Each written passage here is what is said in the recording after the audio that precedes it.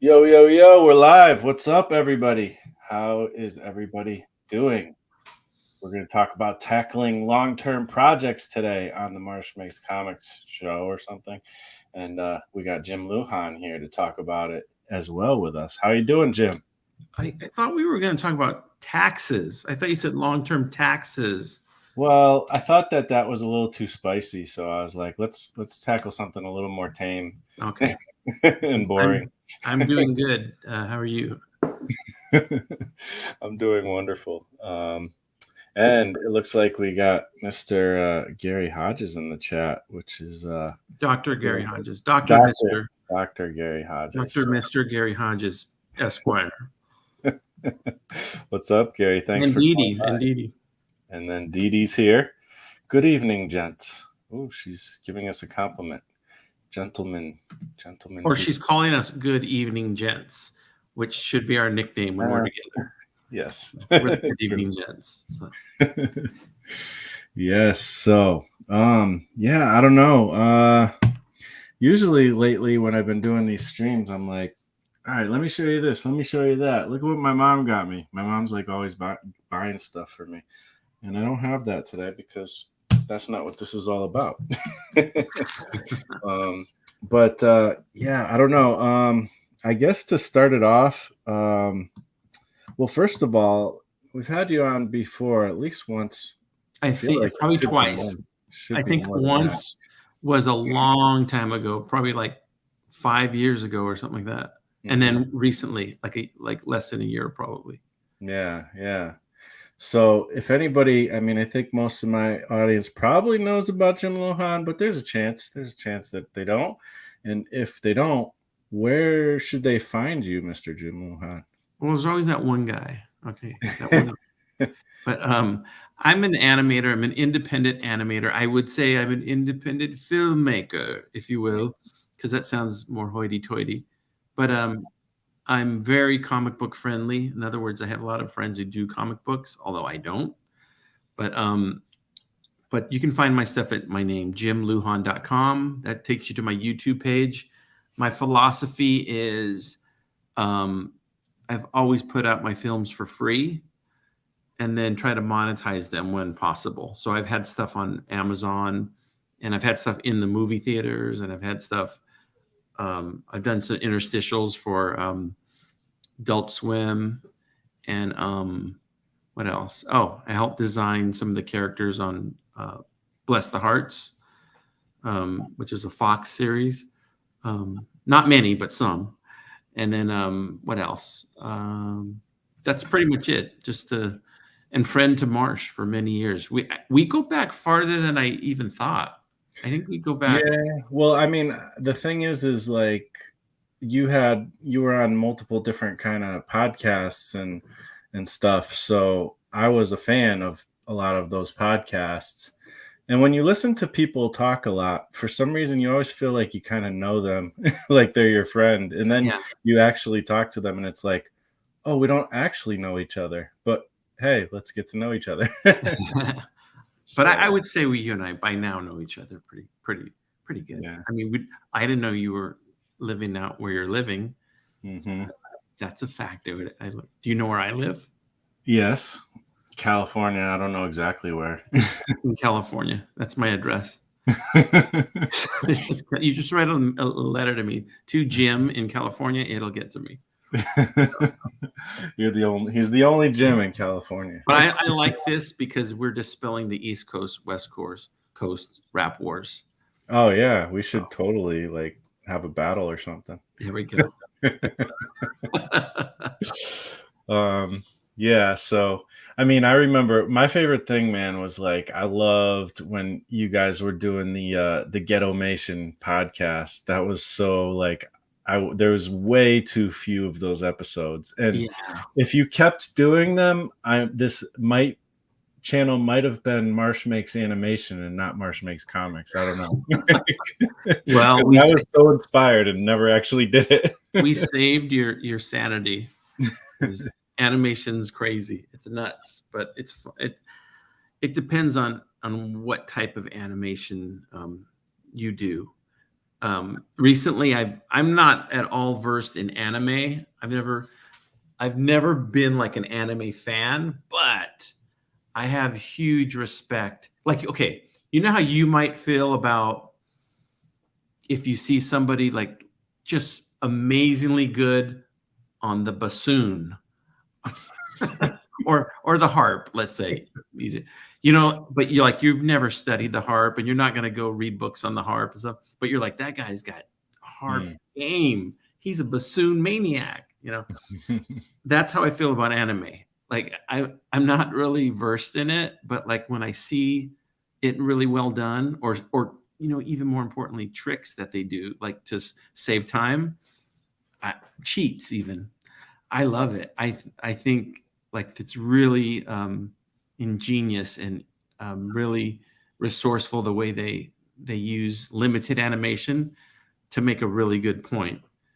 But I'm not like the biggest fan of like, vampires or Sailor Moons or, but I mean, I respect what they do and I respect the way they approach animation too. I really wish the US had that outlook on animation. Like animation can be anything, not just for kids, not, Yeah. So. Yeah, that and comics is the same. That comics versus manga. Wish they had the same respect. We got Hatchet Studio in the house. Yeah. So am I the first or the second person on your show to ever bring up harps and bassoons? You're the first to bring up bassoons. I don't know about harps though. Harps are a little more mainstream. So, what's up, SP Comics? Thanks for coming by. And we have another special person in the house. See, when some husbands, when their wives are out of town, they head straight to the strip bar. I head straight for the podcast bar. There you go. Hey, well, I do the same thing a lot of times too. I end up more. It's also a really good way for her to keep track of me. So she knows I'm live online. Yes. So. That and the detective that follows you around. He's talking about harps and bassoons. Yes, he is. Yes, anytime, of course. I mean, I love Jim. He's awesome. So, of course, he's going to come on anytime he wants to. Yeah, I don't know. Harps and bassoons. Have you ever played a harp or a bassoon? Not professionally. Okay. But you have played some instruments. I have. I can play. Okay, when I say play, I mean I'm not. I'm one of those guys that I don't know every chord that I'm doing, what it's called, but I know some basic ones. But I can play some guitar. I love playing bass. Mm-hmm. I can play some drums, some keyboards. What else? I think anything you throw at me, I could probably fake. Yeah. So master of none, jack of all trades. So. True. Yeah, I'm kind of the same way with my music, to be honest. I know enough to get in trouble and not get in trouble, depending on the day. Marsh, do you play guitar, Marsh? I have a guitar. Wow. But yeah, no, I don't. Again, same as you. I know some chords, and I can kind of play along with some things once in a while, but it's been a while, so I probably couldn't now. So I learned very late in life for a guitarist. I didn't pick up the guitar till I was 21. Mm-hmm. And I specifically picked it up so that I could learn to write songs, because I would always record with my cousin Mike, and he plays guitar, and I would just make up lyrics and do the rhythms or whatever. And then Mike moved away, and then there I were. And so I just started. It was around the time of Nirvana too, and you could get away with a lot. Yeah. And by knowing a little, the few power chords I taught myself, and then just started learning chords and stuff from there. But everything I've done is always in with the thought of writing. Writing. I never practice. I never sit down and I'm going to practice Stairway to Heaven. Yeah, that's the thing. I'm the same way. And I was taking guitar lessons for like, I don't know, 6 months or something, maybe 5 months. And, they always want to teach you like songs, and I get it because that's a great way to learn. But I'm the same way. Like, I don't want to learn songs. The whole reason I want to do this is because I want to make my own music. Yeah. Just show me the chords and the scales and let me do my thing. So I'm gonna compare this to comic books.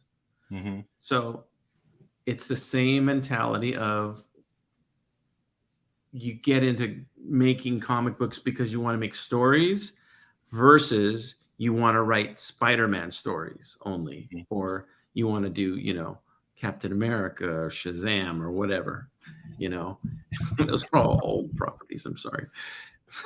But you want to make stories. So you start making up characters and making your own. I mean, and they're totally inspired by, whatever you're inspired by. But that's kind of how I was with music. I picked up instruments because I wanted to make songs, not because I wanted to just play instruments. Yeah. Yeah, that's totally the thing. Yeah, I don't know. Same thing with the comics. Like I never wanted to really draw Spider-Man, even though I mean I love the characters, but I want to make my own thing. So Yeah, I get it. Hey, Marshall, tap your mic real quick. Yeah, I don't know if it's probably not coming through here. It might It's be coming through your computer now, I think. Yeah, because I stupidly moved this, and apparently, like I don't know if I can reconnect it while I'm live, but we're gonna try it. We're gonna try it. If everyone out there claps your hands and makes the magic happen, Marsh's mic will work. Yeah. If not, I can still hear you. It's fine. Let's see. Let me just go to the settings real quick. There we go. It might be back. Might be back. Yep, looks like it's back. All right. Hey, cool. We did it. Thanks for the troubleshooting help. We did it. We did. Oh, looks like you got the GPS tracker going, bud. No, that's bad news. Sorry. What's up, Paul Pate? How you doing? Thanks for coming by and shouting out the old school reference. That was terrible. I could have, for the life of me, think of anything that's made in the last 10 years. I could have at least given a modern reference. And sorry. Well, I mean, the movies have been made, so there's some teeny boppers out there who, all the teeny boppers who watch my channel. I'm so old, I don't even care when they mess up superhero movies anymore. I used to get upset, like, why are they doing that? Now it's like, whatever, I don't care. Yeah. So, man, the animations, things you make. Man, I remember when I first learned more about you and saw you doing your thing. You used to do the DVDs. Do you do that anymore? Or? No. I have some DVDs, but I don't sell DVDs. Mm-hmm. I would rather give them away because I don't have that many. But I loved doing DVDs too because it was so much fun. It was like putting out a book. It was like I would work on films and I'm going to collect these and put these on a DVD. Like this is my collection, and you put it out there and then you sell a few copies, and that was great. But people just stopped buying DVDs. But it's not really the worst thing in the world because streaming took over, which has its pluses and minuses. But for me, it's a huge plus because you can get anywhere in the world with streaming. I potentially could have fans in, Osaka, Right. I probably have a fan, at least one fan. But with DVDs, it's different because you have the physical material to get them. The one thing I do miss is the art, the cover art and stuff like that. That's kind of cool. And I kept some for myself. But I don't sell them anymore. But I will, I'll do it, a giveaway or a trade or something like that. If anyone still plays DVDs. Yeah. Well, to be honest, what's kind of funny is and you probably, I know you make music for your movies and stuff, but I think I remember seeing you had Bandcamp. Do you have a Bandcamp for your music? Oh God, I probably set one up, but I never put anything on it. I have, if you go to YouTube, I have a music playlist, and I have a bunch of what I like to call my fake bands. I have a bunch of them on there, and you can listen to a lot of stuff for free. Oh, and I'm on Spotify too. Mm-hmm. So you can, Oh, that might be where I saw your yeah, stuff. I got a ton of stuff on Spotify, and mainly from the movies.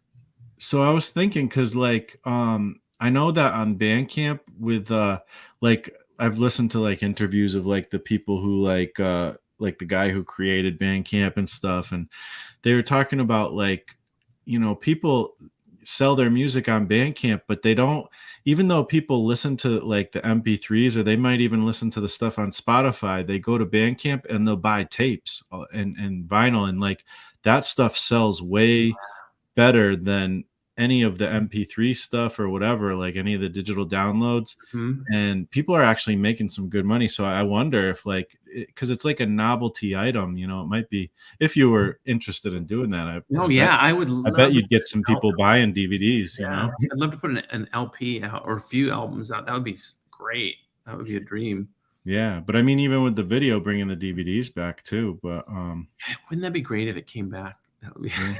that would be amazing. But I So don't know. Uh, I like again, I like the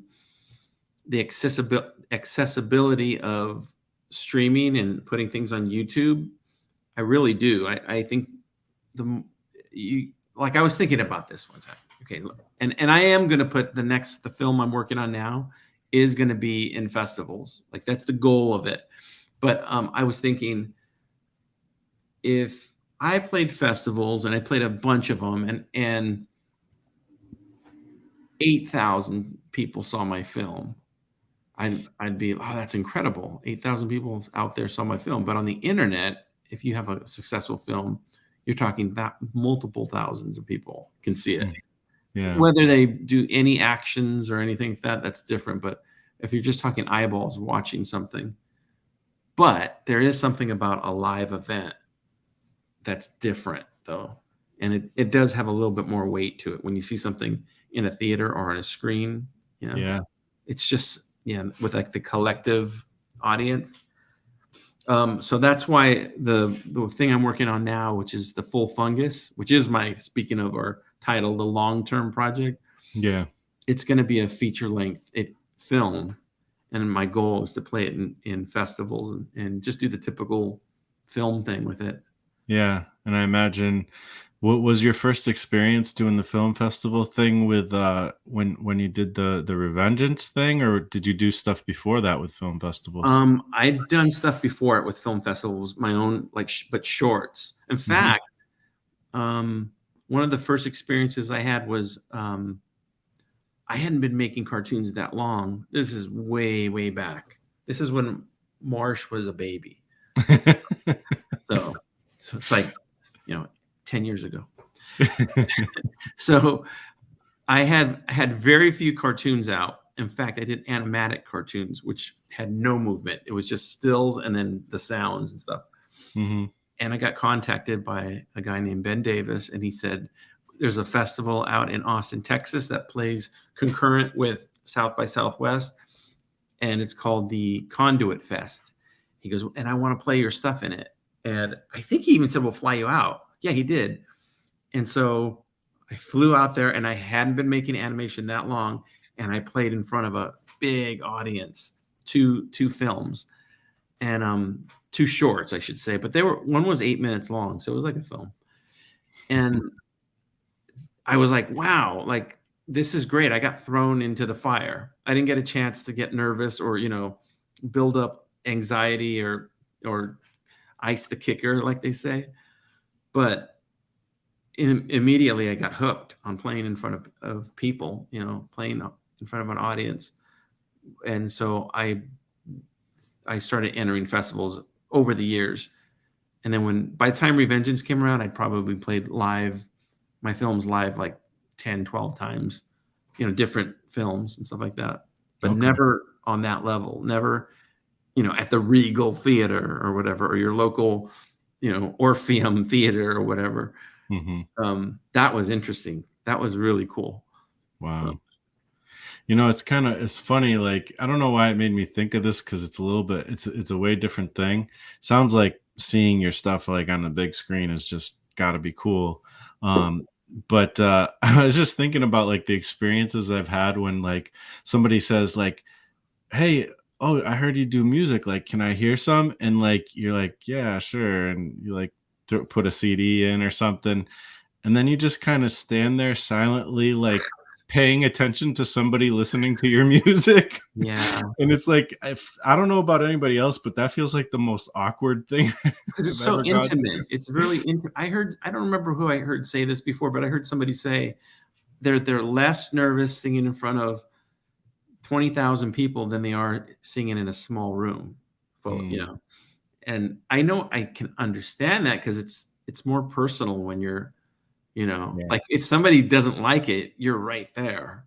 yeah. You're not distracted by, thousands of other people. You're just like, "Oh, wow." And that was always my biggest fear too, is like boring the audience, like, you know. So hopefully today I'm living out my biggest fear as we speak. Oh, wow, okay. But no, I always I played a festival called I don't know if you've ever heard it, called Spike and Mike's Sick and Twisted Film Sounds Festival. familiar, yeah. They toured all over, and they contacted me and they wanted to play Mama, I'm a Thug, which is one of my first cartoons. And I was like, "Yeah," but I'd been to Spike and Mike myself. Like 3 years earlier, I was just a spectator, and then 3 years later, I'm playing at Spike and Mike, and I know how the audiences were over there. They're brutal. Like if they didn't like something, they're very vocal. They'll boo.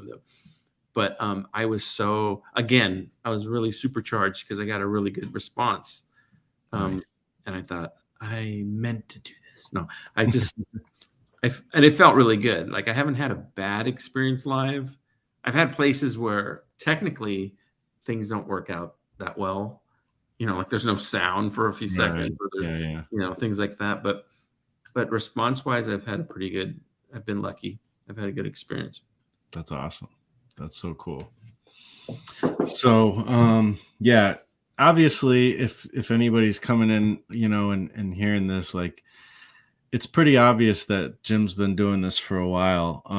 And I feel like, you have like maybe done like every length of film you can possibly do. Like Yeah, you've done like the shortest of the short to the to the biggest, yeah, to the huge ones, and you've done the long form before. This is at least your third or fourth or maybe fifth, I don't know, like over hour long yeah. film. This is like well, literally, it's like my third one. But I have like 5 projects that are over an hour. But Mhm. like the other ones are series that were compiled into a film. But Oh, okay, still, yeah. it's a film. I mean, I so remember we were talking about that where you yeah, kind of did you did the films, short films by themselves, but then when you put them together, yeah, they yeah. go together.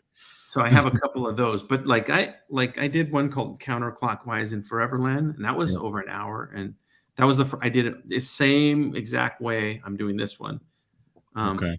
I mean, give and take. Like I didn't have an iPad back then, Mhm. but I like it. I like it a lot. It's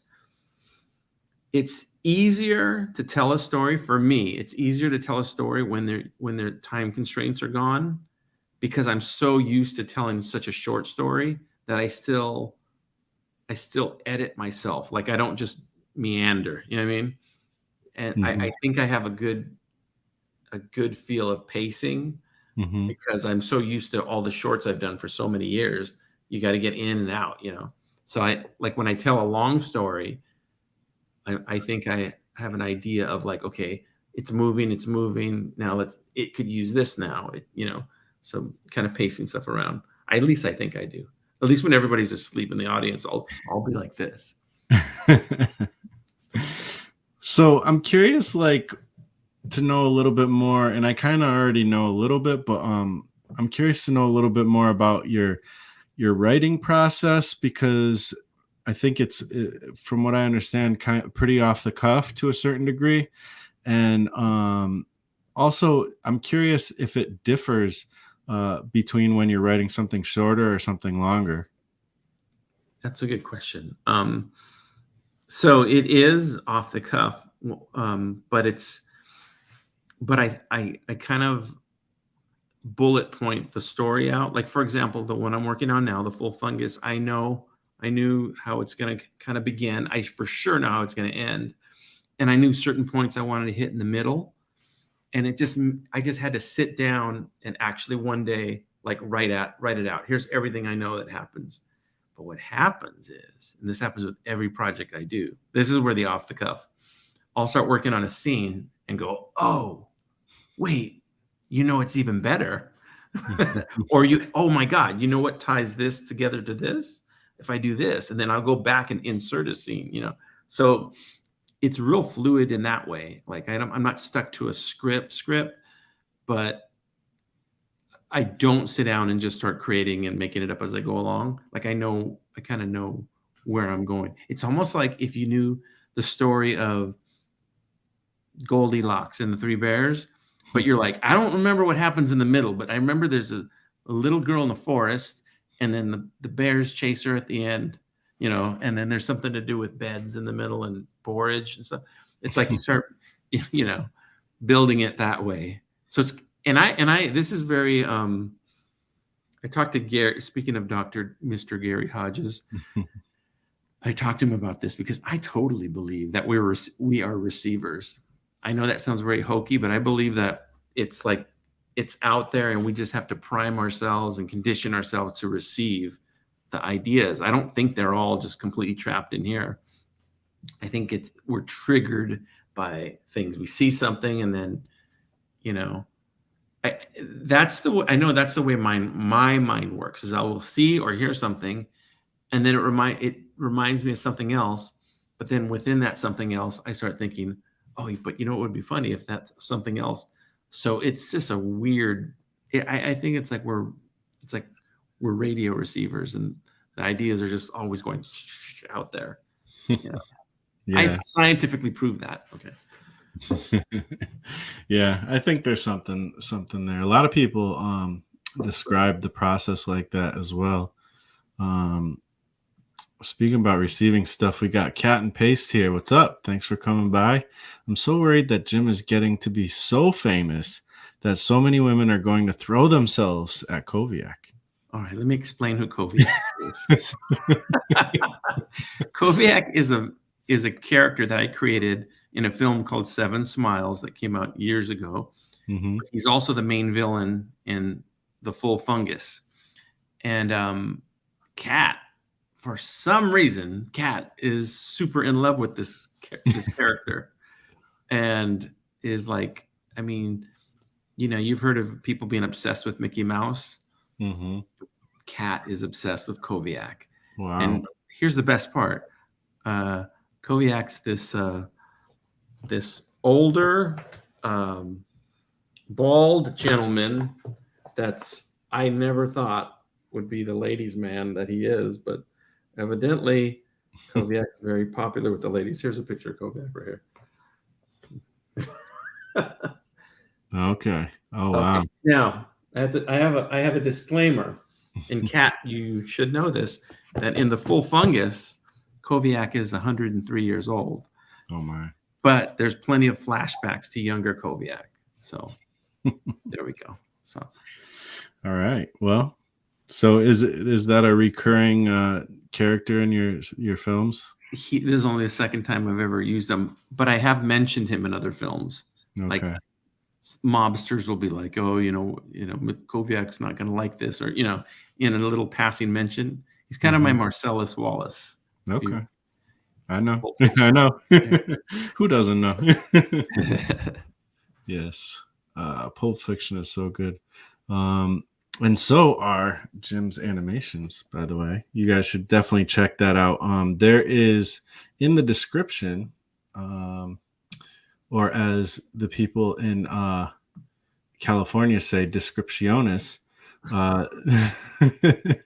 There is yes, exactly. There's links to Jim's YouTube channel and his IG, and also a video that he did with Mr. Hodges, or Dr. Hodges himself, more about this particular movie. That he goes by Dr. Mr. Hodges. Dr. Mr. Hodges. Okay. Awesome. So, you can check that out. Check out the description for some awesomeness. Um, so yeah, yeah, it's interesting to hear how you write this stuff, and I'm kind of thinking like, so you're saying like you kind of come up with scenes sometimes, extra scenes or whatever. Do you sometimes realize you went down a wrong path and have to get rid of a bunch of animation that you work so hard on? Yeah, but I'm pretty common sense about that because I'll talk myself back into keeping it. Like, no, I Okay. don't want to do that again. But I'll give you an example. I had a scene where in this thing I'm working on now, where a character watches something on television and gets inspired, Hmm. and then he did this whole speech, and then I had the um, Deacon Burns actually from Counterclockwise plays his character in this named Wilt, and he gets real inspired, gives a speech and stuff, and then weeks and weeks later go by, and then I realize, oh, what would be even better? And I I had to cut his speech way down, and then I had Deacon, can you record these couple of other lines? And he did, and um, so it's a totally different twist on that scene. It changes the way certain events happen in that scene, but it works better because later on in the film, other stuff happens and it fits in perfect, like a Hmm. missing piece of a puzzle. But I didn't realize that when I was creating it. Hmm. When I was creating it standalone, that scene worked really well for what it was. Hmm. But in hindsight, looking back, I was like, wow, what would be great is if Indiana Jones doesn't get killed by the boulder. Then maybe we could have a movie. Yeah. So that happens quite a bit. Nice. So what about the dialogue? Because to me, like, I mean, there's so many interesting things about your films, and but one of the biggest, most interesting parts is the dialogue. So is any of that planned out in advance, or do you just? I mean, you must because you have voice actors, so you got to Yeah, send them. yeah. So what I'll do is I'll send. So when I'm working with somebody doing a voice for me, I don't expect them to like, hey, make up everything. What I do is I send them like a little paragraph or of a script. Your character says this, the other one says this. Here's where you're at, and I'll usually talk with them ahead of time. Um, 90% of the time, that's what I do. So they get like little sides, of a script. When I do my own stuff, here's a little tip. When I do my own stuff, and this goes for Revengeance too. Some of Revengeance was recorded like this. I use this really high tech thing called the phone, and I'll do a voice. It'll be like, "Hey, you guys," That's how I do voices. Hey, you guys. Um, and then I just import that into my computer. So I have a microphone, and when I travel and I go record other people's voices, I'll usually use that with them. But when I'm doing my own voices, I hop up from the computer, go into the room that has carpet because it has better acoustics, and I'll say something, blah, blah, blah, blah, and then I'll run back to my computer and it works. So which whatever works, Uh-oh. whatever works. But I do send Yeah. people scripts though when they're do have a story though. I Okay. recorded with Josh Kemble Hmm. for a short film that I did called Pleasure Beast. And Oh in yeah. that film, Josh plays this pastor, but he's like a hipster pastor, and he's I all ripped. remember. He's all like all buffed. He wears tight clothes, and he's like, yeah, man. And Josh was so perfect for the voice. And I sent Josh lines, like I said, and then he was reading them, and I was just like, it doesn't sound like Josh. It sounds like Josh reading. And Josh goes, Jim, I'm terrible at reading scripts. I know. I go, I have an idea. Let's use this method that I think I invented, but I probably didn't. I called it the Mockingbird method, meaning when we were live on like a Zoom, and I would say, okay, Josh, just imitate me. Like, hey, man, where are you going? And he'd be like, hey, man, where are you going? And he would do it so much better than I would because he's imitating me Yeah. doing the line, and I would just read the lines and he would just mock what I just did. And it came out so good. It was one of my favorite voice recordings ever. So I've done that Okay. with a couple of people. But I don't suggest that to people. I only do that if they're more comfortable working that way. Otherwise, Yeah. I just send them. Plus, if you notice, the people I work with, it's always the same small group of people Mhm. because I don't like, I know if I send something to my friend Neeson, I already know how he's going to do it. Charlie Rossman, recording him goes really quick because I know we have telepathy like that. But I like working with a small group of people because if you remember, I started out doing the voices myself, all of them. But Yeah. that it's more fun working with other people. I find it is. Awesome. So I guess that statement begs the question: how do you audition and get hired to be a wonderful voice actor of Jim Lujan's Ghettomation? Well, since the Me Too movement came along, it's a lot more legit.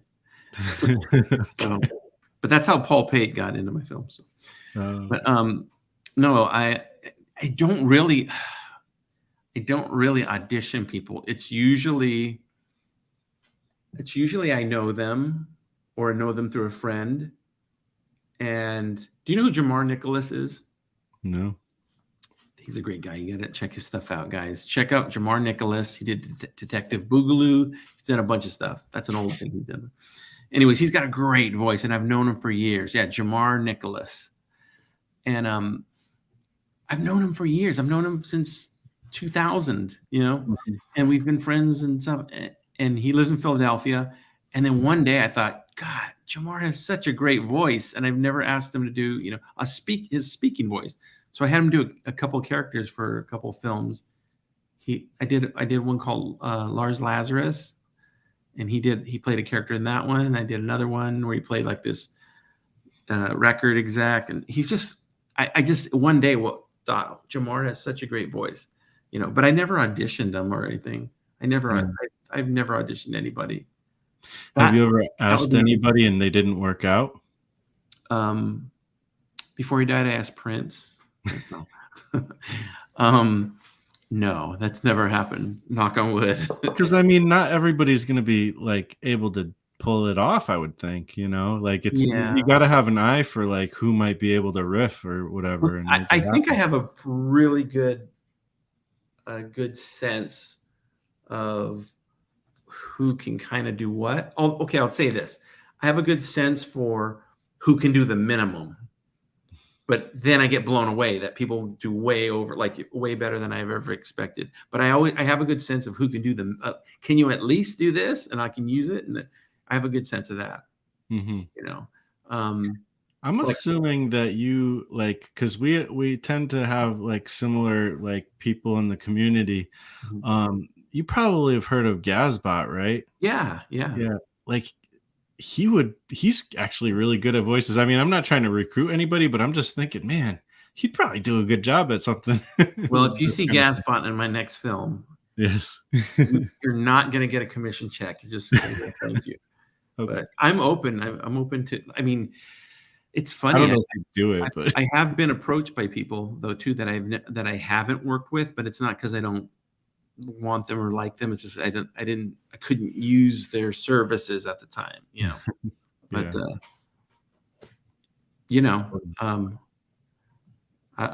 Gazbot, you know where to find me. Yes, I mean there's so many people. Now that I think about it, I'm like, this person, that person, but I'm not going to sit here and list people. But Dede put the link for one of Jim's videos, his latest live update in the chat, so check that out, everybody. And then we have Paul Pate, who has a very important question. Jim, how do you feel about nudity? I like how you spelled that in your films. Well, nudity I'm okay with, but spelling errors drive me nuts. Okay. There you go. Have you ever had nudity in your films? I'm trying to think if I've had brief nudity. Yeah. And Revengeance, which was Bill Plimpton's drawings. Yeah, there's nudity in that because Bill Plimpton is all about the nudity on film and in real life. Oh, so did you guys like work nude? Well, we don't start out that way, but no, Bill's always was teasing me because he didn't call me a prude, but he's like, come on, Jim. Like there was a lot of that. Come on, Jim. Sure we can do that. I'm like, no, Bill, there's a thing called being canceled. Yeah. Well, And he kind of comes from like the underground comic type of era. I feel like I don't know if that's true or not because yeah, I remember him from MTV, which is after that era. But um, you know, I don't know. He strikes me as that kind of underground comics type of vibe with his stuff. So I wouldn't be surprised if there's nudity in his stuff. yeah, yeah. Oh yeah, he's all about that. I mean, it's always comical though. Hmm. Yeah. And we have a question from the doctor. Uh, is it okay that I give you like 6 versions of every line? Yeah, Or Gary would you does that. prefer just one pass? Gary's done like 4 lines for me, but I have like 47 recordings of Gary.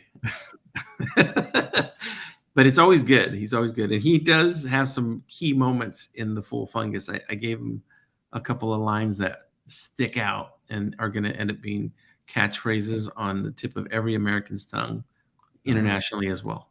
Nice. Yeah, I mean, I mean, it is like nerve wracking if you're not used to recording things, like on a microphone.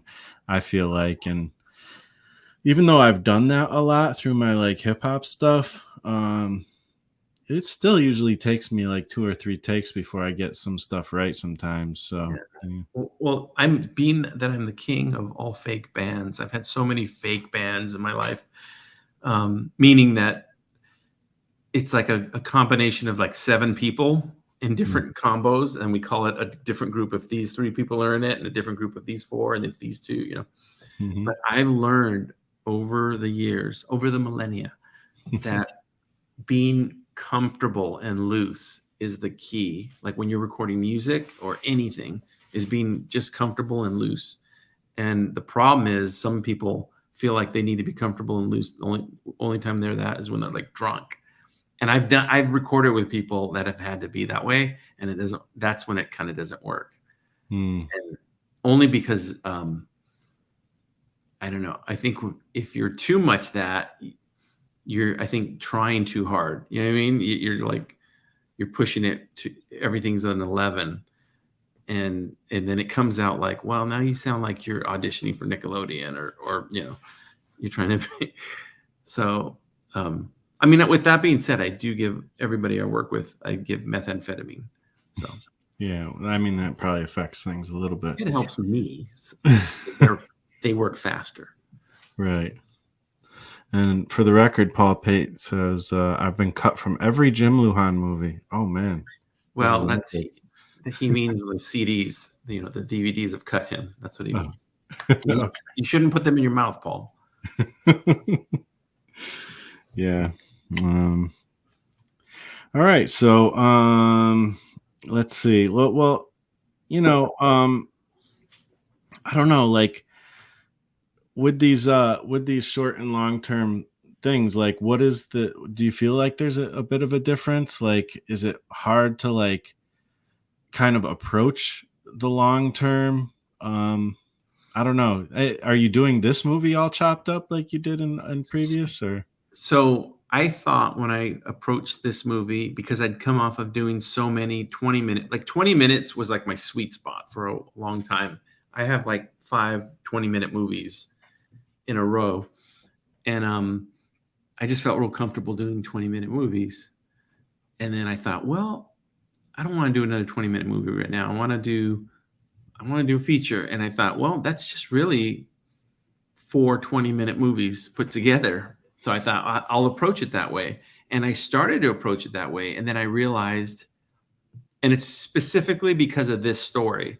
This story jumps around. Speaking of Pulp Fiction, this story jumps around so much in the timeline that it's not like making 4 20-minute movies. It's like making 10 7-minute movies. Okay. Or let's do the math, or 15 4-minute movies. If that makes any sense. I don't know. I'm terrible at math. Somebody's got to have a calculator. But it is like making small little scenes I'm doing here and there, and then a lot of editing and moving things around. I was talking to somebody the other day and I was saying I'm still having fun though. Mm. I'm enjoying this. And a big part of that is because when I get tired of animating one scene, I can just stop for a little bit and go do music. And then when I get tired of doing the music, I can go back and I can draw, I can do artwork. So I have that trifecta that keeps everything interesting to me. I'm not Yeah, doing all one thing. that was actually one of the huge appeals that, and I'm serious. Like when I say that, I'm half serious when I say that when you had the Ghettomation podcast, this could have been an animation channel because, and I'm not really interested in it in regular animation, like doing that, but I am totally interested in 2D Ghettomation, like straight up Ghettomation, and like in like the limited style. And that's one of the things that really appealed to me is like I love making music, I love doing this, I love doing that. I kind of have creative ADHD, and I feel like animation might be the perfect fit for that if you're Yeah, doing it like all yeah. on your own. That's a great term for it because I think I do have that creative HDMI. Yes.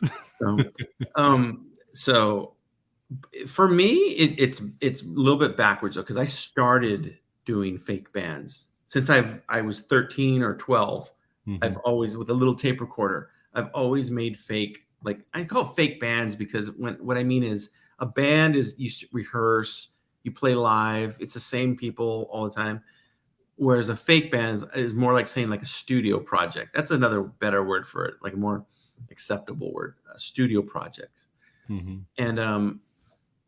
And I started doing all of that.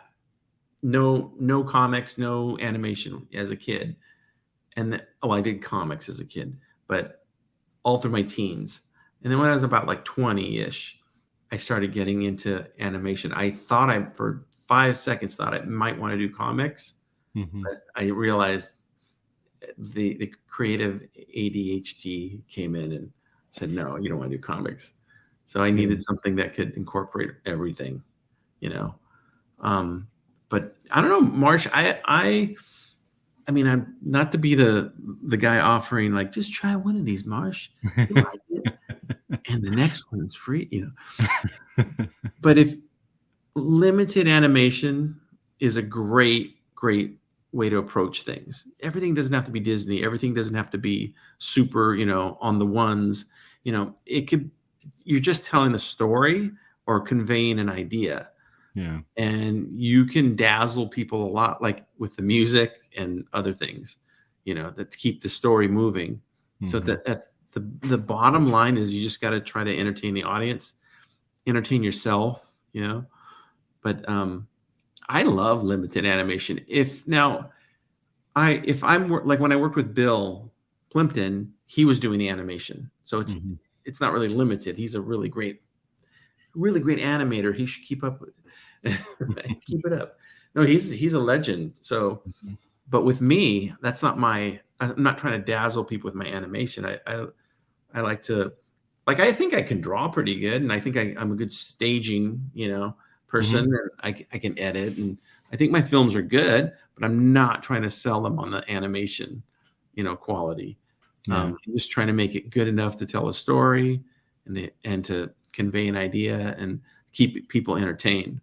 So that's, I'm not like too self-deprecating with my animation, like, oh, I'm a crappy animator and terrible animator. But but other people can say that. But Okay. It's better if other people say it. it's much better if other people say it. Well, I think, that's the thing is like, it's always impressive to see what you do, because you bring that. I always think of that like it's story and it's like a film, like it's almost like a film approach to it, which is actually pretty, I feel like it's pretty unique. Like I don't feel like I see that in other animation quite like that. And I don't know. And there's always good pacing. I mean, you think it's limited and but it's still the pacing is there. You don't get like lost in like some slow situation or whatever. How do you like pace it out you know, and I'm also curious how many frames per second you tend to go with that. Well, so since I'm using Adobe Animate now, which sounds so Mhm. much better than saying Flash. For years, I was using Flash to move things around. Uh-huh. But for years, I can't remember if it's 10 or 12 frames per second.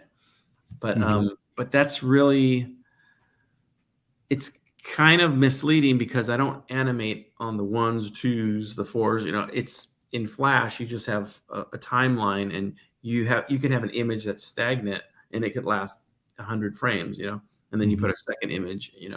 So the frames per second is kind of misleading. But right now I'm doing, I think, 16 frames per second. I got a new computer, and I tried doing 24 frames per second, and I realized, oh my gosh, this is so unnecessary. This is like I'm trying to record like a Ramon song, but I hired like a 100-piece orchestra, and it's like, no, no, no, just slow your roll. Yeah. So I'm back But to, to be clear, like you said, what did you say 16 frames per second? I think so, yeah. And but it's not actually 16 frames. Like, I mean, technically the video you're using, like the format you're using is like 16 frames, right? But you're actually Right. putting like one frame per Oh, however many 100%. seconds maybe, or I So don't know.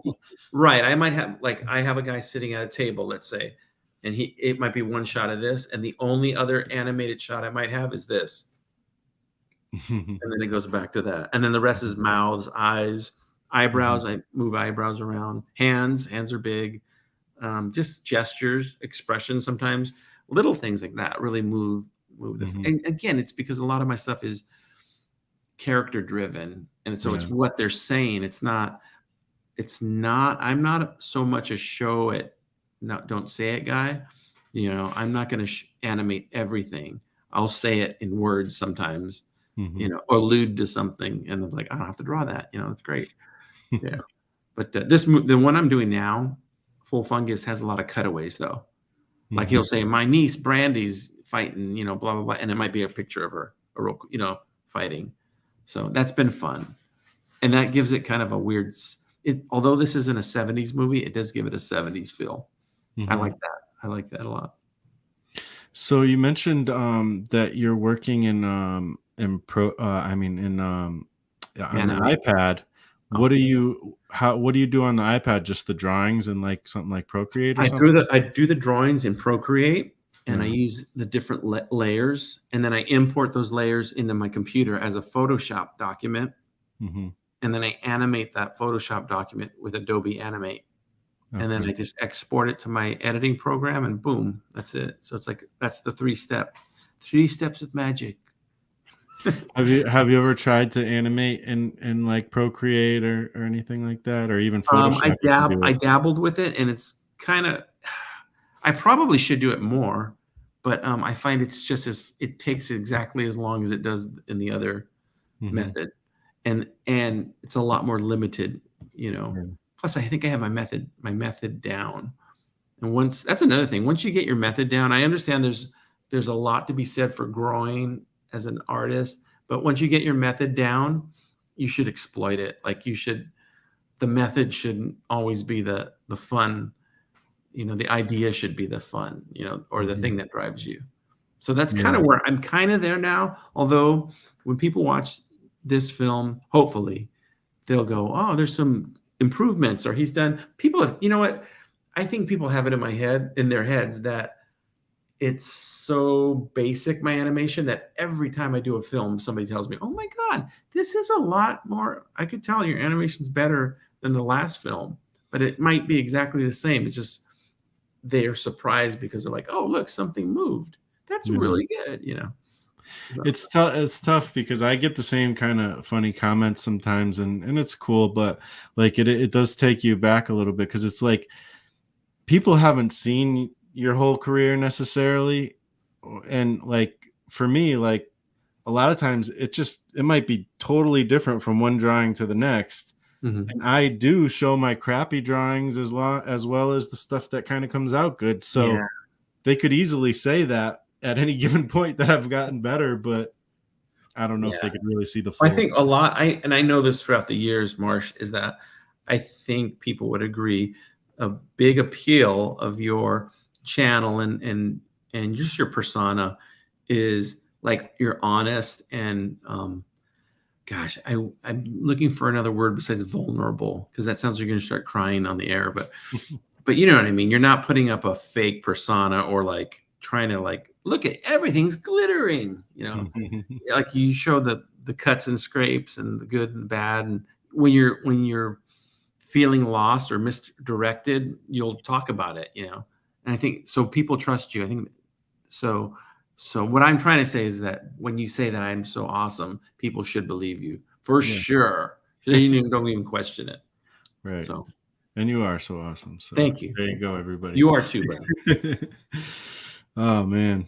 Wow. So like do you think like has your process changed as far as approaching the long-term project, you think, since, when you first attempted to do that to now? Do you feel like there's some things you've learned, some wisdom you've gained? That's a good question because I've never even thought about that. Um, Yeah, I think so. I think so. I think when going back to Counterclockwise in Foreverland, which is actually going to be 10 years old, like this year or Wow. next year or something like that. Yeah, we're going to have a 10th anniversary, something. I don't know. But when I did that one, I think at the time I thought I had to approach it more traditionally, like an actual, like the way people approach animation or feature films. I really had to like plot it out and plan all the lines. And I think doing that, I think that's when I realized, oh, but certain things work better when you can just let's get rid of this and let's do this instead.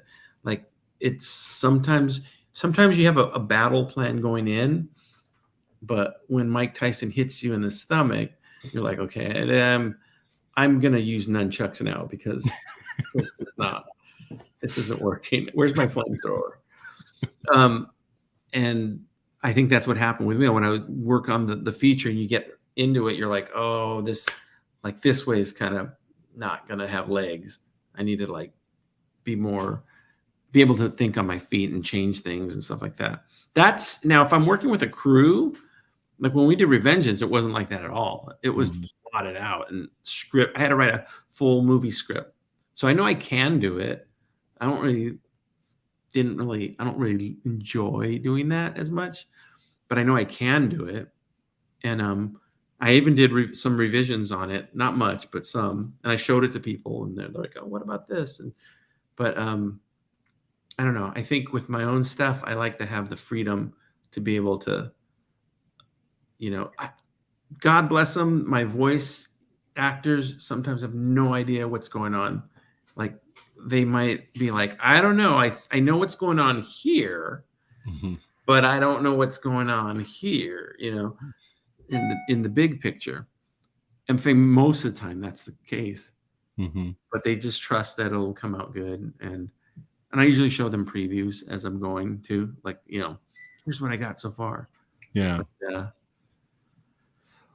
But it's a big undertaking doing it, no matter what, doing a feature. It is a big undertaking. It's serious business.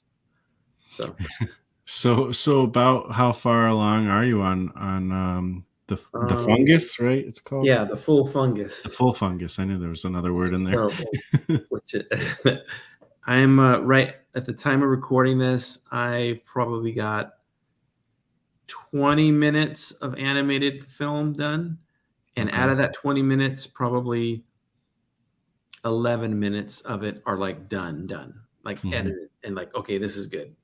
And there'll be some tweaks even then, even when I have a finished version, because we're going to do the voiceover. There's a narration that's going to go through the film, kind of like a noir detective film, LA noir, where Charlie is going to, he plays Chino Diamond, the main detective. And there'll be some scenes where he'll be like, I went in there thinking this, but blah, blah, blah, blah, blah, or driving around LA going, I can't really believe what that guy told me, but blah, blah, blah, blah, blah, blah, So we're going to do that last.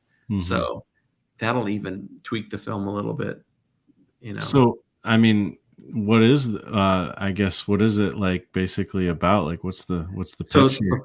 the Full Fungus it's in like a modern LA noir Mhm. type private eye detective, loser detective story. Mhm. And it's about there's a piece of music called the Full Fungus, and it was created by legendary jazz artist Mink Fungus, who passed away in the 70s mysteriously, notoriously. And Mink Fungus was tied in with the mob, with Koviak, with the mob.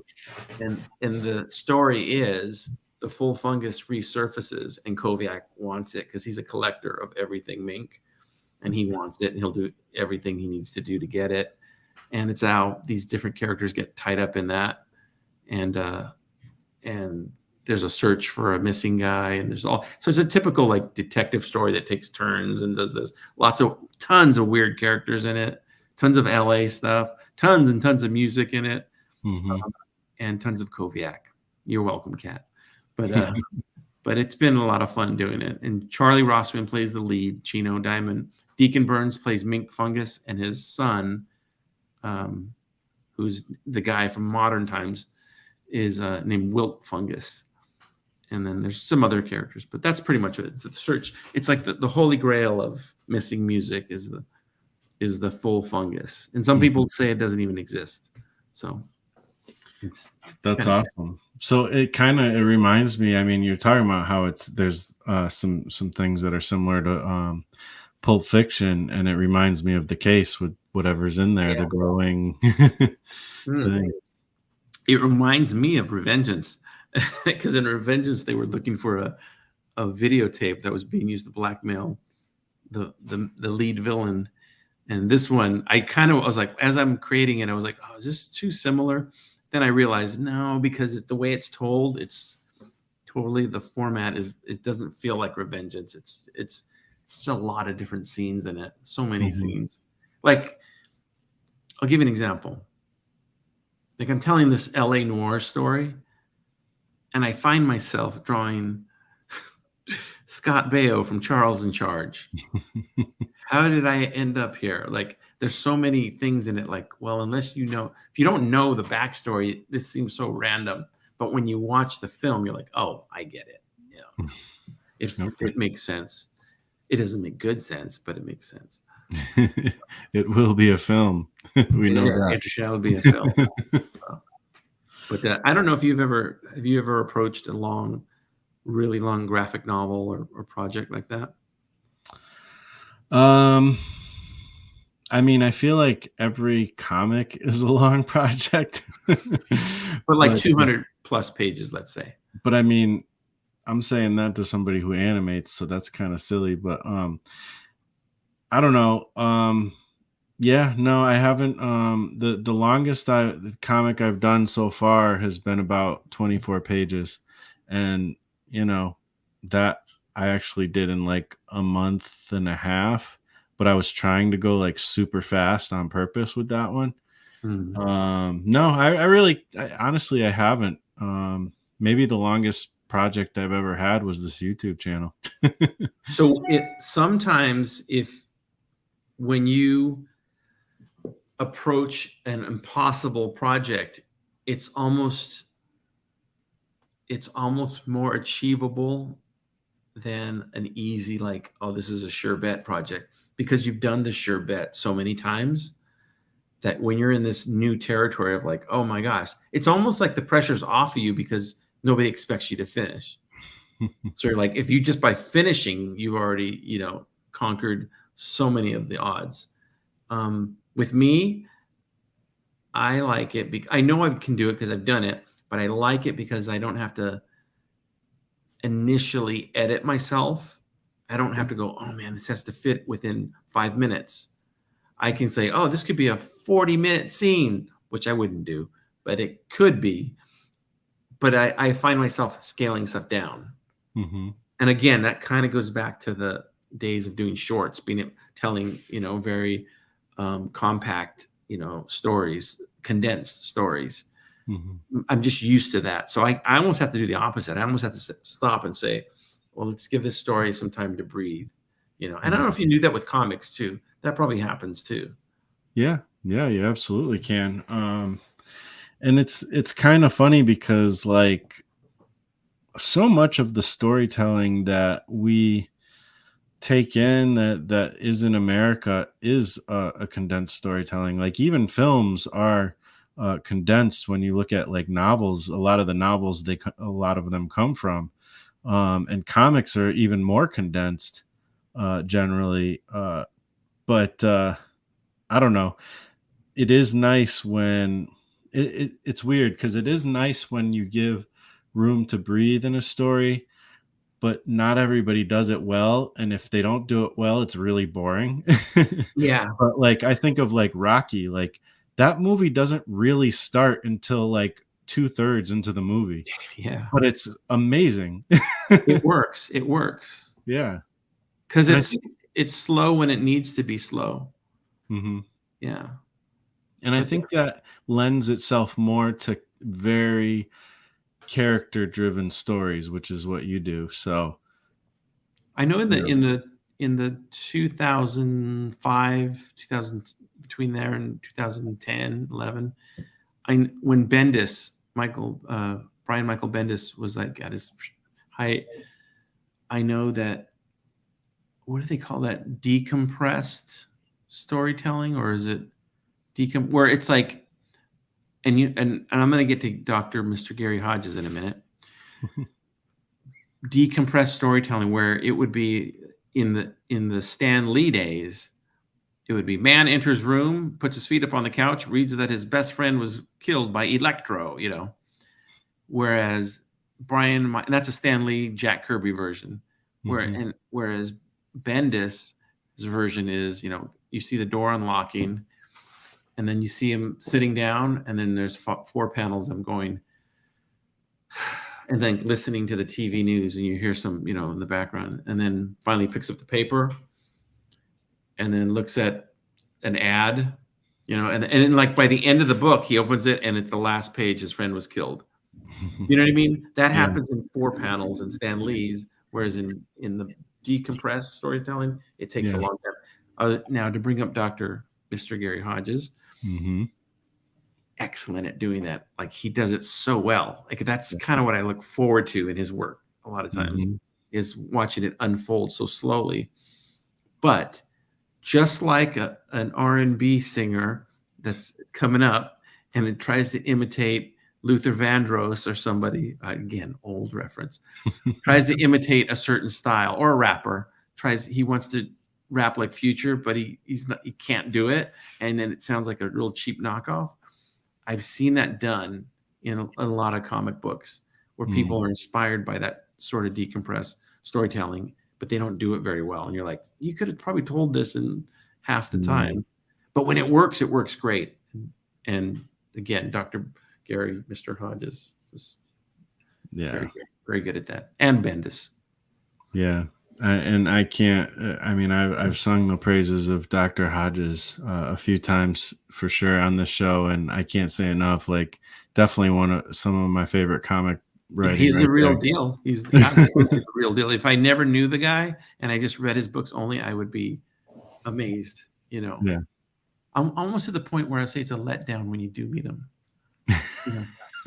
You know, huge, just devastating letdown. But his Mhm. books are great. So Yeah. I do need to say that. At least you can say that. Yeah. Um, yeah, I don't know. Like, it's it's tough to even think about approaching that because to me, I've kind of always approached my comics more in the Stanley Kirby kind of way, but I want my comics to be more character driven and I want them to have that. So I have to make like a complete shift. I'm curious. Well, I enjoy both ways, but I'd like to get to that point too. But I saw on the stream you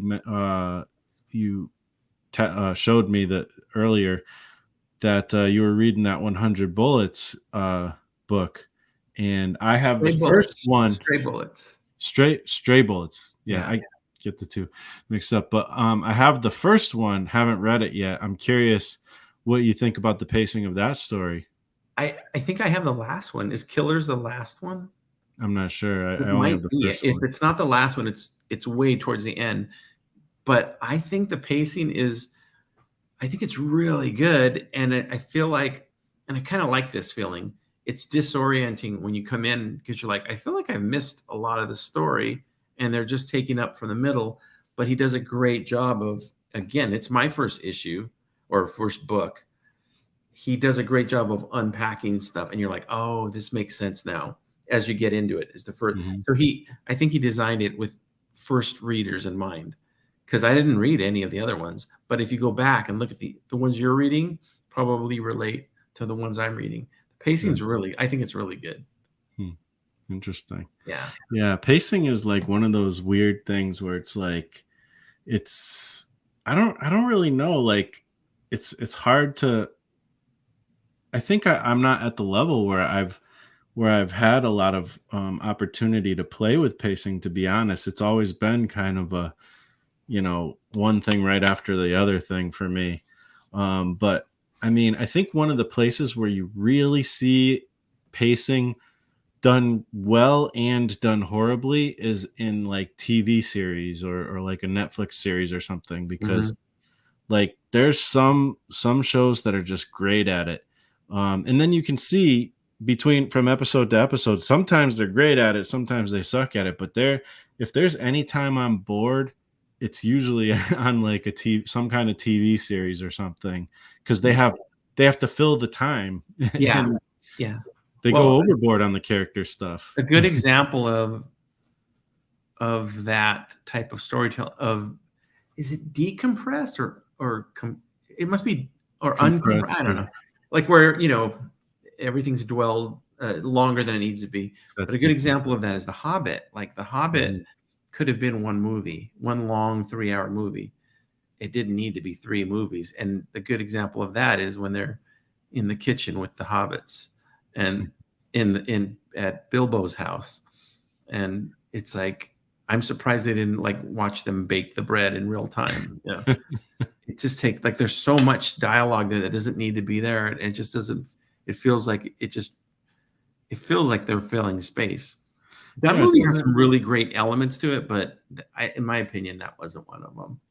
Yeah, it doesn't make sense that they would turn one book into 3 books except for money. That's the only thing that, and Lord of the Rings is 3 books and it works as Yeah, 3 movies. 100%. Yeah, 100%. Yeah, The Hobbit was one book, not even that huge of a book, Yeah. but and it is Vole says it is Yes. decompressed storytelling, which I think is actually can be really cool when it needs to be decompressed. But Mhm. yeah, everything doesn't need to be decompressed. Every song doesn't need a tambourine. But they all need cowbells. Every song needs cowbell, double track cowbell too. So. Yes. Um, let's see. Terhiki's had a couple things to say here. He was talking earlier about the things we were talking about with the tapes and stuff. My dream is to someday make a real tape with a cool booklet and everything, with my music that people can own as a physical object, but probably won't be able to play. Which that's what I'm saying. Like, it's true. Like, I would love to put out a tape, and I don't have a tape player, personally. That's But all I put out at the beginning. Like, when in the days of making music with my cousins and my friends, we only had cassettes, and we'd Mhm. say, "Oh, we're working on a new album," but it was a cassette. Yeah, cassettes were. I mean, yeah, that's my whole childhood and teen years. Oh yeah, Cassettes. Yeah, yeah, yeah. But yeah. you I know what? love. Hey, I'll say this: in 50 years, you guys are gonna. Well, you guys, I won't be around, but we'll look back and go, "Oh, remember streaming?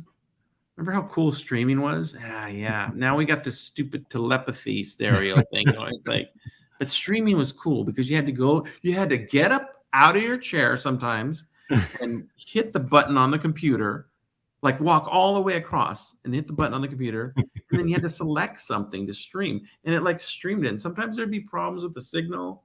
You kids and your telepathy, you don't you don't even appreciate it, I So know. So we're going through that now. So I came from cassettes, so I appreciate streaming, like the good things about streaming. But Mhm. I also miss the good things about cassettes, the Yeah. artwork and the anticipation of popping the cassette in and hitting play and going, oh my God, I just blew all this money on this. It's terrible. Yeah, I mean, and you could also get like the cassette singles and stuff. Yeah, or So the double cassette duplicating, yeah, that was huge on that. That's where mixtapes came from, yeah. But again, I come from an era where people said, "Well, what are you?" Obviously, I'm metal. What are you? Well, I'm ska. Well, what are you? I'm nothing. And that was probably me, the nothing. Nice. Tahiki also says, I just remembered that I did a line or two for the 2006 Susan Pitt animated short El Doctor because my father-in-law knew her. Her work is really cool and sometimes trippy. Cool. Well, I'm gonna write that down. I wonder if it's on YouTube, if I can find or clips El of it. Doctor, isn't that a biography for Gary Hodges? El Doctor. Well, that's what they call him. When they come to buy the medication at his house. Can I talk to El Doctor? Yes, El Doctor speaks. We should have you and Gary, man. When you guys get on these videos together, you guys got that chemistry. I love it. That's what he keeps telling me that we have. And I'm saying, easy. Keep your hands to yourself, Gary. It's a good thing you're not in the same room. I'm married. And let's see. Imperium Vol says there are services even today that will press cassettes. Oh yeah, absolutely. I've bought a few cassettes even this year. You can even choose the color of the plastic for the cassettes. Yeah. I mean, I like whenever I do like a serious album, like I've put out a couple of things, but nothing that I want to do that with, but I definitely want to do a cassette. And I go to flea markets once in a while, and I cannot for the life of me. I've been to like looking for them at least 15 flea markets. Can never find a Walkman. I'm so surprised. I have a cassette player here, but it's not a Yeah, Walkman. I have one little like the little stereo things with a cassette thing, but I also bought the convert to MP3 cassette thing, and I need to do that with a lot of my older stuff because it's just sitting there. I have stuff from the 90s and even maybe the 80s that I need to. I've transferred some of it, but I need to like archive that stuff because when they build my museum, they're gonna want that stuff. Of course. I don't know about when you build your museum, but my museum's gonna want it. Maybe we can join our museums, like have like a tunnel. It'll be like KFC Taco Bell. Well, we know which one's Taco Bell. Okay. Yes. Hey, that's racist. I'm not Taco Bell. I'm gluing together a collage for Jim right now that just says chemistry made out of bits of our faces. Wow. It's that weird. He literally means bits of our faces. It's not weird, Gary. Have you guys ever met in real life? Me and Gary? Yes. Yeah, we've met. Well, actually, I say it like, of course, but I think we've only met once in Phoenix. Mm-hmm. Yeah. We spent a glorious weekend together in the Hamptons. Nice. Oh, we got Dede's putting the nice. The El Doctor clip. Wow, she found it. Oh, now that's even easier. Nice, Dede. Thank you. Wow. All right. So, man, like a lot of times people have they do this. They do like a graphic novel or something, and they're like, never again, never again, and then usually they end up doing it again. But do you feel that way? Like, do you get kind of the fatigue after you've done a big project, or? Being that I'm an addict to this, I'll say no. I want another fix. Actually, that's true. I do like when I finish this one thing, I want to jump to the next because what it'll happen with this, I guarantee you, because it happens with every project. I will get 85% done with this project. Like I'm at the end, and I start getting excited by another idea, a different idea. Like that's different than this. I can go over here and do this, but I have to wait. So that's why I said when I finish this one, it'll be like this one's waiting for me already, and I've already started gathering, pieces of face for it. So, to quote Gary, Dr. Yeah, so that usually happens. Actually, I have another technical question. You said you use Adobe Animate, and now, do you think that there's like are you using like animation tools in Adobe Animate, or could you still do your same process in like just the regular video editing software?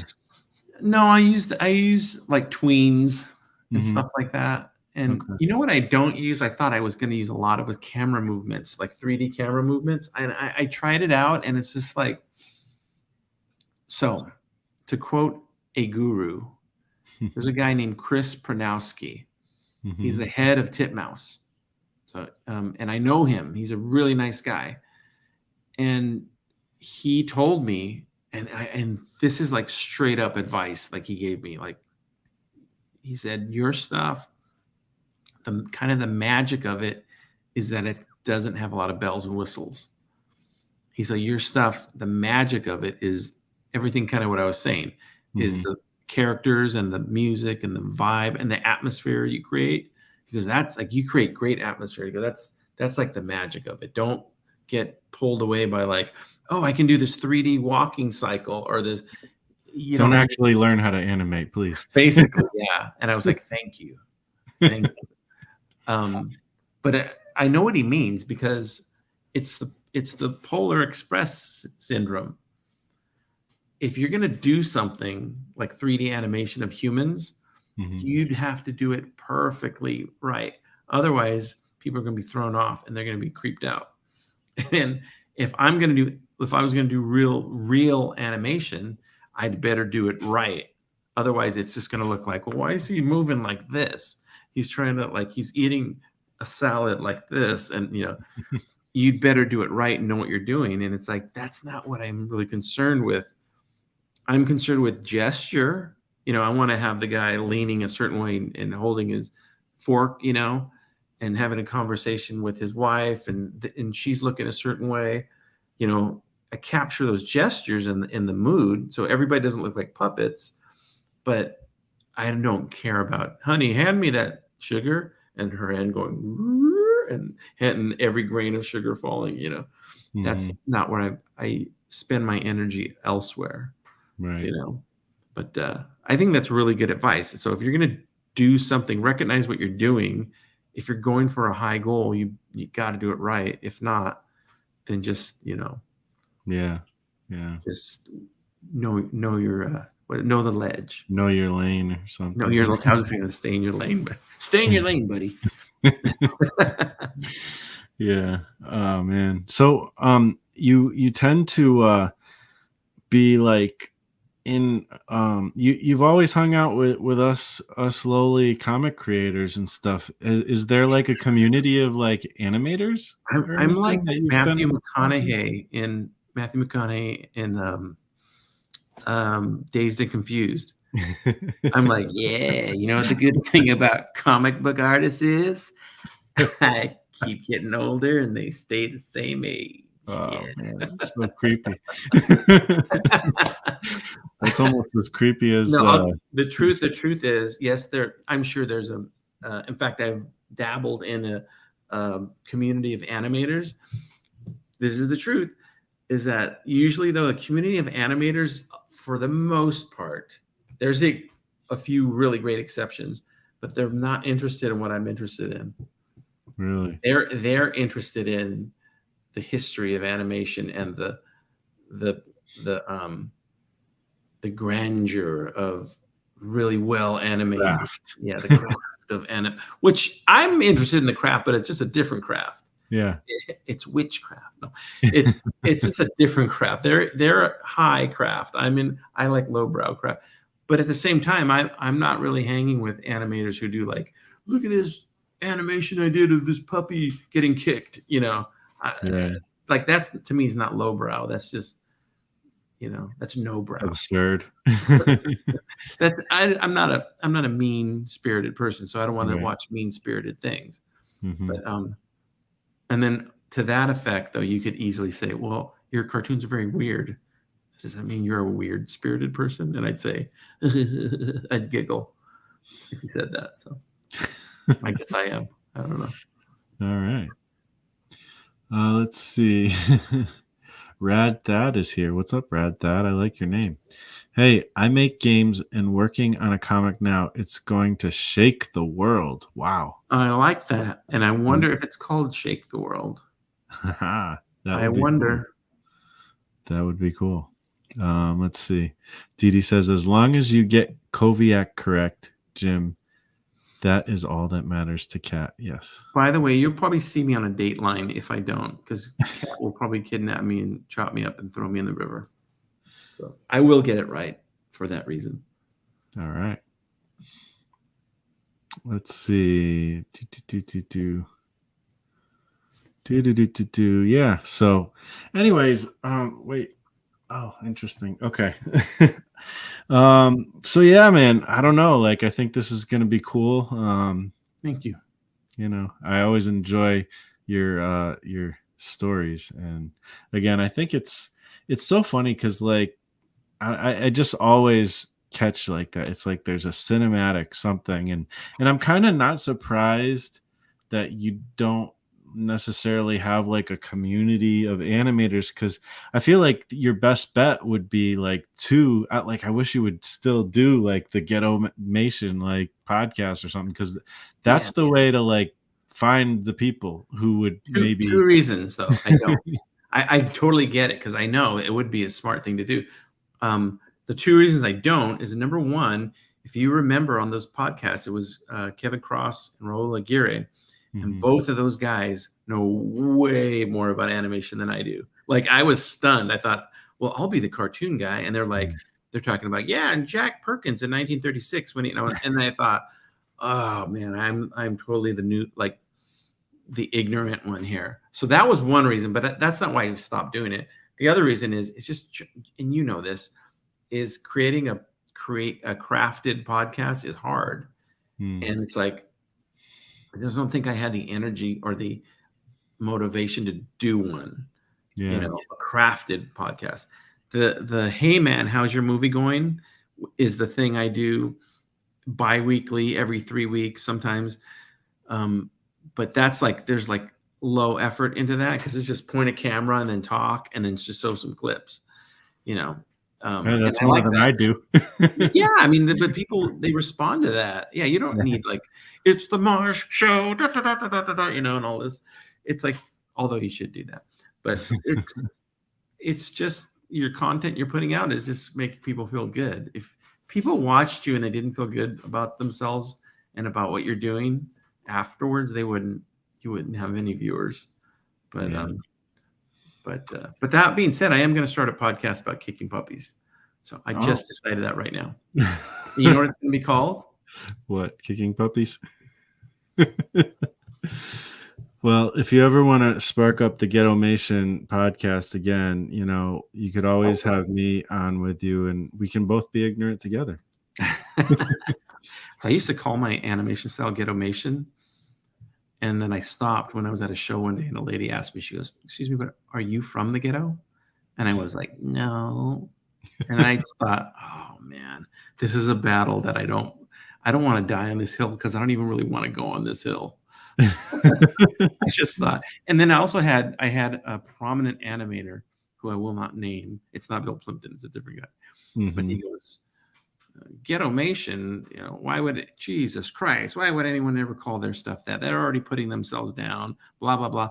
And at the time I thought, man, but now I know what he's saying. It's like, yeah, I'm not down. I'm not going to call myself crap-mation or any, I get it. There was like a time when that was like, ooh, you're being shocking, but but I'm not I'm not against calling it ghettomation or like describing it that way, because if you know what I mean, it's like animation, like you have a ghetto car, your Mhm. your tailpipe's duct taped onto the car, and your steering wheel, is broken, and it's like It's and just another word for limited animation, really, but in your I own like way. limited animation because it is limited, and I know Mhm. that you know uh, there probably could be another word for it one day, but limited animation is really good because it tells you you're working within these parameters and how Right. creative are you within these parameters.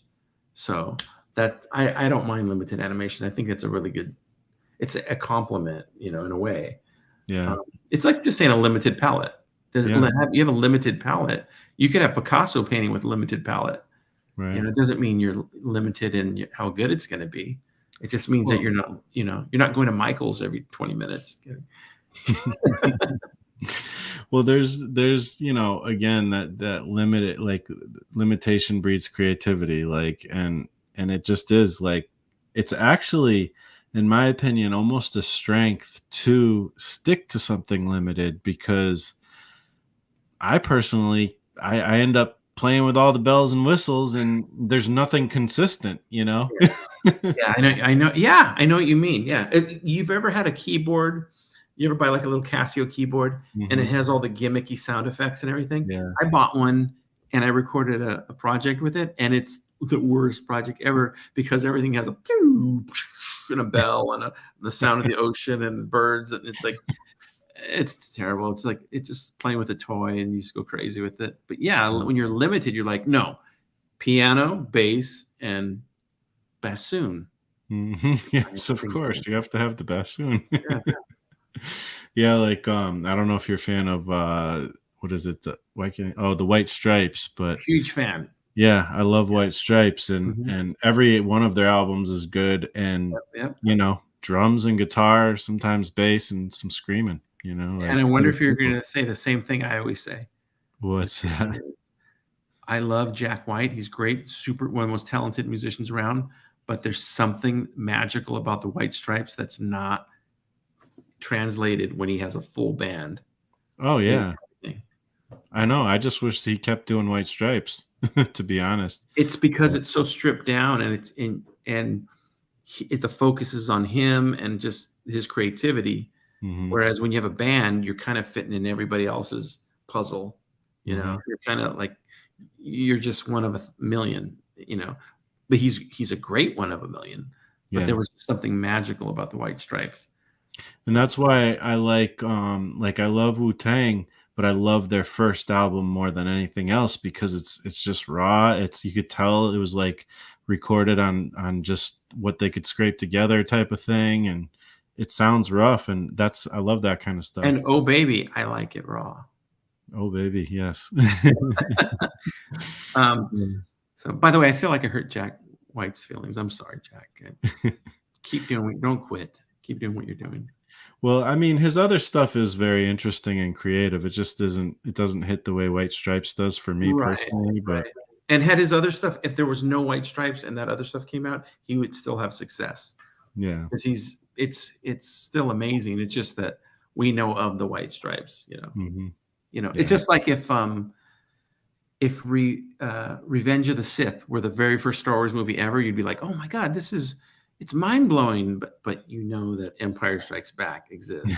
Star Wars is just so that Yeah. was a reference for Gary right there. By the way. Yes, I heard the dialogue in that other video.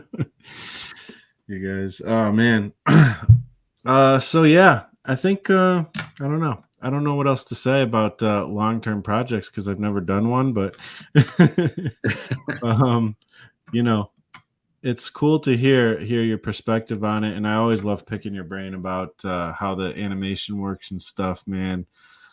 Thanks for coming on. I appreciate it. When I say nice, it is not, I don't mean that like it's a drab nice. I mean, you're genuinely one of the most interesting, nice people I know. So I appreciate you having me on. And like I said, I feel like when we watch you, you're always being really super honest. Maybe you should start lying a little bit. I need The to. kids, the kids want that. So They want the lies, they yes. want to lie. Thank Well, you, I Mark. appreciate that. Thank you. And once again, before we get out of here, where can everybody find you? You find me at jimlujan.com. I guess my YouTube handle is at Jim333. Yeah, Or no, at Jim Lujan 333. But if you just type in jimlujan.com in your browser, it'll go to my YouTube page. nice. And before we go, two things. One, Chris Clue just joined. Hola, Chris. And Dede just hooked you up, brother. Yeah, Dede's always showing the Hey, support. It's Dede. insane. Thank you, Dede. That's very sweet. Yes, So, absolutely. wow. So, Marsh, I'll expect my $10 in the mail. Yes, that'll be in Just the email mail. it in an envelope. When you It'll finish break. the movie, I'll send it. It'll cost you more than $10 to ship it to me. So. That's true. I appreciate it. Thank you for having me, Marsh. Anytime we'll do this one day again. Absolutely, I anytime. totally appreciate it. And thank you for everybody that joined today. You guys are awesome. Thank you. Yes. And Dede making it rain. I love it. All right, everybody. Thank you for watching. You guys all rock. Appreciate you being here. I'm here every Tuesday at some point in time, and you can check out all the links that Jim said. They're in the description as well. So check that out. Check out his movies. He's got so many videos, so many shorts plus long stuff there. So check them out. Tell your friends about my YouTube page. I need more subscribers. Yes, absolutely. Go subscribe for sure. There you go. All right. Thank you, everybody. And we'll talk to you next time. Thank you, Marsh. Thanks, everybody. Yes, sir. Bye.